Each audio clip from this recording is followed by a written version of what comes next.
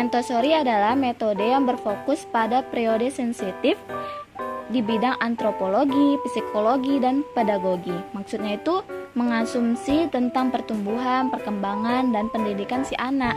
Juga bisa konsep tentang watak alami anak sebagai seorang pembelajar gitu kan. Terus metode ini merupakan metode perkembangan anak usia dini yang dicetuskan oleh dokter itu sendiri, Dokter Maria, yang bernama Dokter Maria Montessori. Berdasarkan pada teori perkembangan anak dari Dokter Maria Montessori, seorang pendidik, dokter, dan psikolog, itu di akhir abad 19 dan awal abad 20, metode Montessori pun mampu diterapkan oleh seluruh orang tua di rumah dan terutama di prasekolah dan sekolah dasar. Walaupun ada juga penerapannya sampai jenjang pendidikan menengah. Terus, metode yang memiliki tujuan yang sama seperti bimbingan dan konseling pada anak usia dini, menurut Montessori pada bukunya yang berjudul Metode Pengajaran Montessori Tingkat Dasar, yaitu aktivitas belajar untuk tingkat dasar pada tahun 2016 lalu, bahwa orang dewasa berperan sebagai pembimbing. Montessori menghadapi penentangan dari para pendukung metode-metode pendidikan ortodoks, menganggap sistem yang dibawa Montessori mendorong kebebasan untuk bergerak sebagai merusak disiplin.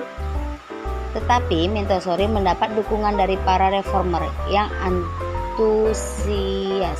Dari tahun 1900 sampai tahun 1907, Maria Montessori mengajar antropologi pendidikan di Universitas Roma. Pada tahun 1922, Montessori ditunjuk oleh pemerintah menjadi inspektur sekolah-sekolah di Italia. Montessori juga menulis lebih dari 6 buku tentang pembelajaran dan perkembangan anak-anak dan sistem pendidikan yang Montessori kembangkan menggunakan nama Montessori-nya sendiri. Tahun-tahun selanjutnya mengurus kursus-kursus pelatihan di Spanyol, India, Inggris, dan Belanda. Montessori meninggal di Norwich, Belanda pada tanggal 6 Mei tahun 1952. Di usianya kala itu 81 tahun. Setelah kematiannya, anak laki-laki Montessori menggantikan sebagai direksi Association Montessori International dengan kantor yang berpusat di Amsterdam. Adapun prinsip-prinsip metode Montessori seperti yaitu 1. Kebebasan yang sepertinya belum dipahami dengan baik di seluruh dunia. Pada dasarnya manusia memiliki kekuatan untuk merasakan naluri esensi dari kebebasan ini dalam konteks anak. Kebebasan di sini adalah kebutuhan untuk menyempurnakan gerakan-gerakan yang lebih kompleks yang membutuhkan organisasi otak yang lebih baik. Kedua, kemandirian. Kemandirian adalah segala sesuatu yang dikerjakan oleh diri sendiri. Seorang bisa menjadi bebas karena ia mandiri. Karenanya, manifestasi aktif pertama dari kemerdekaan individu anak harus dipadu kembangkan dengan baik, sehingga melalui kegiatan ini anak dapat mencapai kemandiriannya. Ketiga, penghapusan hadiah dan bentuk hukuman. Saat anak melakukan kesalahan, maka anak menyadarinya dan memperbaiki kesalahan-kesalahan tersebut.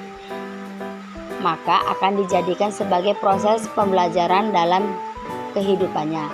Hal ini merupakan motivasi intrinsik yang akan tertanam dalam memori anak lebih lama jika dibandingkan dengan hadiah ekstrinsik yang hanya terasa sesaat. Maka menurut Montessori menumbuhkan motivasi anak secara tepat, yaitu menggunakan kendali, kesalahan, pengulangan, dan pengevaluasian, bukan dengan hadiah ekstrinsik. Keempat, disiplin. Disiplin harus muncul melalui kemerdekaan. Kemerdekaan adalah kegiatan ini sebuah prinsip besar.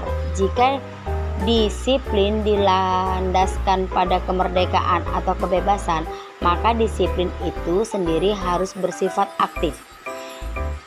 Disiplin itu akan ketika seseorang dibuat diam seperti orang bisu dan dibuat tak bergerak seperti orang lumpuh. Cara seperti itu bukan arti disiplin dan mendisiplinkan, tetapi menihilkan. Metode Montessori dalam bimbingan konseling individu. Yang pertama, bimbingan harus berpusat pada anak yang dibimbing. Kedua, bimbingan harus dimulai dengan mengenal kebutuhan-kebutuhan yang dirasakan oleh anak. Ketiga, bimbingan diberikan kepada seluruh anak, tidak hanya yang memiliki masalah.